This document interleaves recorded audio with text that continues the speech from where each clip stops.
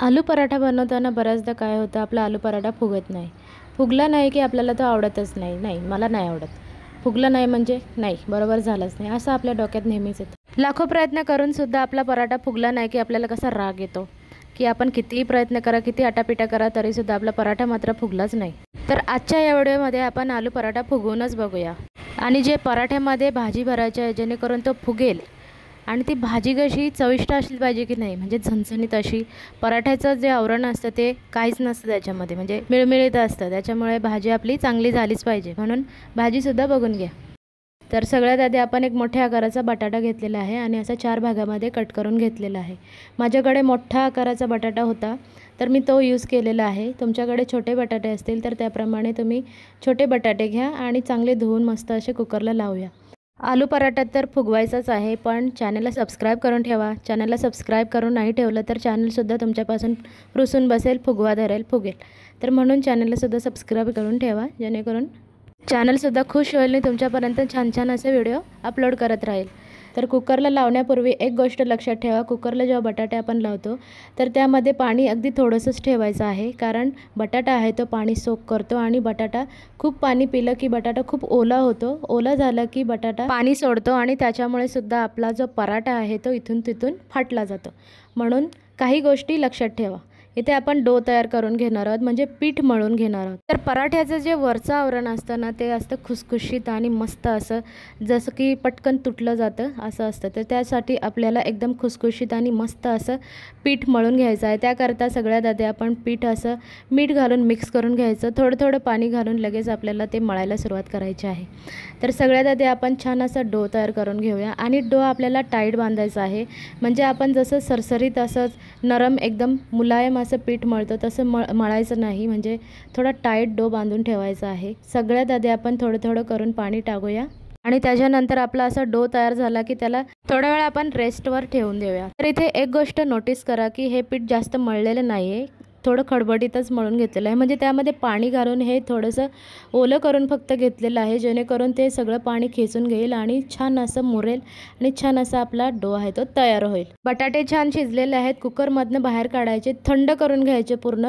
पूर्ण थंड झाले तरच आपल्याला बटाटे वापरायचे आहेत. गरम वाफ निघत असली तरी पण त्यामध्ये पाण्याचं प्रमाण हे असतं, कारण वाफेमुळे मॉइश्चर तयार होतं आणि त्याच्यामुळे सुद्धा पाणी हे वाढलं जातं. त्याच्यामुळे बटाटे सर्वात आधी छान थंड करून घ्यायचे. आता कधी कधी काय होतं, स्टफिंग जेव्हा तयार करतो त्यावेळेला आपल्याला बटाट्याचे बारीक बारीक पीसेस असल्यामुळे सुद्धा पराठा हा फाटला जातो. तर त्याचं मेन कारण हेच आहे की आपल्याला बटाटा हा चांगला किसून घ्यायचा आहे, एकदम बारीक करून घ्यायचा आहे. भाजीमध्ये टाकूया आता थोडीशी मिरची, थोडासा कांदा, थोडीशी कोथिंबीर. सुरुवातीला जसं सांगितलं की पिठामध्ये काही नसतं, बाहेरचं आवरण असतं ते एकदम नॉर्मल असतं, त्यामध्ये काहीच नसतं, फक्त मीठ असतं. म्हणून आपल्याला सगळ्यात जास्त कॉन्सन्ट्रेशन करायचं आहे ते भाजीवर, कारण जी भाजी असते तीच पूर्ण पराठ्याची चव वाढवते. म्हणून भाजीमध्ये सगळ्या काही गोष्टी त्या बरोबर असल्या पाहिजेत. तर इथे मी लाल तिखट घेतलेलं आहे. लाल तिखट थोडं जास्त वापरायचं आहे, हळद वापरायची आहे थोडीशी, गरम मसाला, धणेपूड, जिरेपूड. तर या सगळ्या मसाल्यांची जी ॲक्युरेट मेजरमेंट लिस्ट आहे ती मी तुम्हाला डिस्क्रिप्शनला देते. तिथे जाऊन तुम्ही परफेक्ट असं प्रमाण घ्या, म्हणजे तुमचं कन्फ्युजन राहणार नाही, परफेक्ट तुम्हाला प्रमाण मिळून जाईल. तर आता इथपर्यंत तुम्ही आला आहात आणि अजूनही लाईक केलेलं नाही, म्हणजे तुम्ही आपल्या चॅनलला नक्कीच आज राग देणार आहात, नक्कीच आज फुगवणारच आहात, नाकावर त्याच्या फुगा येणारच आहे. म्हणून आत्ताच चॅनलला सबस्क्राईब करा आणि लाईकसुद्धा करा. आपण भाजी चांगली मिक्स करून घेतलेली आहे, त्यामध्ये मीठसुद्धा घातलेलं आहे आणि असे 4 गोळे तयार करून घेतले, म्हणजे नंतर पराठा लाटताना आपल्याला इझी होईल. तर आता पीठ बघून घेऊया, पीठ कसं झालं आहे. पीठ रेस्टवर ठेवलं होतं 15 ते 20 मिनटासाठी. त्या वेळेत आपण भाजी तयार करून घेतली, म्हणजे वेळ बरोबर बसतो आणि आपलं कामही वेळेवरच होतं. तर अशा प्रकारे सगळ्या गोष्टींची बांधणी करायची असते. तर आता पीठ छान मळून घेतलेलं आहे. 2-3 मिनटं याला चांगलं मळूनच घ्यायचं, त्यानंतरच आपण याचे पराठे लाटायला सुरुवात करूया. तर आता मध्यम आकाराचा एक गोळा तयार करून घेऊया. सगळ्यात आधी त्याला छान छान असं पोलपाटावर असं राऊंड करून घ्यायचं, म्हणजे तो एकसारखा बांधला जातो. आणि आता पिठामध्ये डीप करून घेऊया, सगळ्या बाजूला पीठ छान लावून घ्या.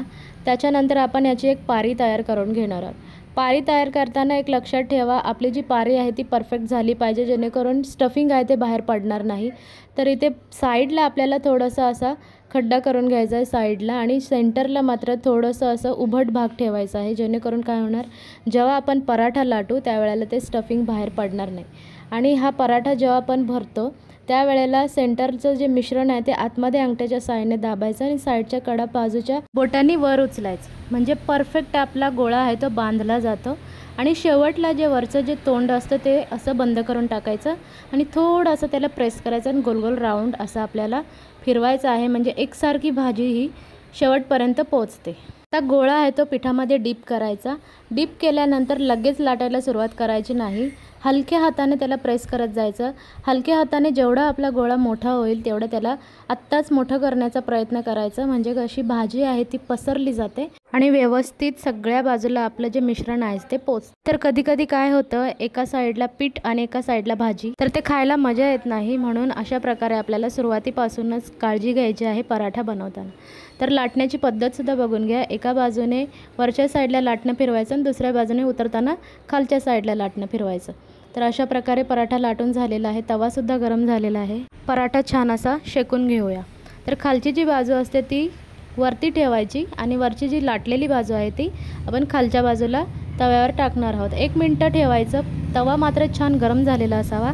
1च मिनटं ठेवायचं. दुसऱ्या बाजूला लगेच पलटी करायचं. लगेच दुसऱ्या बाजूला पलटी करून घ्यायचं. थोडं थोडं करून तेल सोडायचं.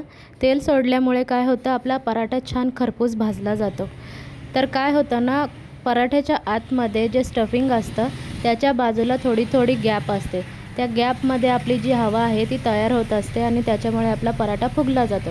तर काय करायचं, लक्ष कुठे ठेवायचं, लाटताना आपल्या पराठ्यावर जास्त लक्ष ठेवायचं आहे. कुठेही पराठ्याला फुटू द्यायचं नाही. असं केलं ना तर तुमचा पराठा कधीच फुटणार नाही. छान असा परफेक्ट पराठा तयार होईल आणि फुगेलसुद्धा. तर ह्या काही टिप्स आहेत ज्या वापरून आपला पराठा आपल्याला तयार करायचा असतो. आणि हा पराठासुद्धा परफेक्ट असा आपण चांगला शेकून घेतलेला आहे. आता आपण बघूया पराठा फुगतो आहे की नाही, कारण सुरुवातीपासून आपला एकच एम चालू आहे की आपला पराठा मात्र चांगला फुगला पाहिजे. फुगतो आहे की नाही आपण बघूया. तर इथे बघा पराठा छान असा फुगलेला आहे. आपण पराठा शेवटी फुगूनच बघितला. थँक्यू.